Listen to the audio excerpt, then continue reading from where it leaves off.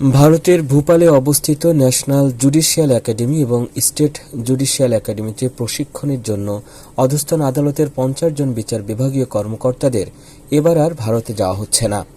ভারতে প্রশিক্ষণের অনুমতি বাতিল করে রোববার আইন মন্ত্রণালয়ের আইন ও বিচার বিভাগ থেকে প্রজ্ঞাপন জারি করা হয়েছে। অনুমতি বাতিলের প্রজ্ঞাপনে জানানো হয়েছে, বাংলাদেশ সুপ্রিম কোর্টের নির্দেশনার পরিপ্রেক্ষিতে ভারতের ভোপালের ন্যাশনাল জুডিশিয়াল একাডেমি এবং একটি স্টেট জুডিশিয়াল একাডেমিতে আগামী 10 থেকে 20 ফেব্রুয়ারি অনুষ্ঠিতব্য প্রশিক্ষণে অংশগ্রহণের জন্য 50 জন বিচার বিভাগীয় কর্মকর্তাকে অনুমতি দিয়ে গত 30 ডিসেম্বর একটি প্রজ্ঞাপন জারি করা হয়। বাংলাদেশ সুপ্রিম কোর্টের নির্দেশনা মোতাবেক এই প্রজ্ঞাপনটি রবিবার বাতিল করা হল। গত 5 আগস্ট ছাত্র জনতার অভ্যুত্থানে শেখ হাসিনা ভারতে পালিয়ে যাওয়ার পর ভারতের নানাবিধ কর্মকাণ্ডে ক্ষোভ প্রকাশ করে বাংলাদেশের সাধারণ মানুষ।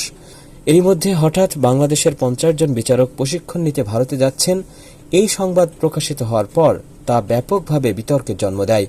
আর সে কারণেই আইনজীবীদের ভারতের প্রশিক্ষণে যাওয়ার সিদ্ধান্ত বাতিল করল আইন মন্ত্রণালয়।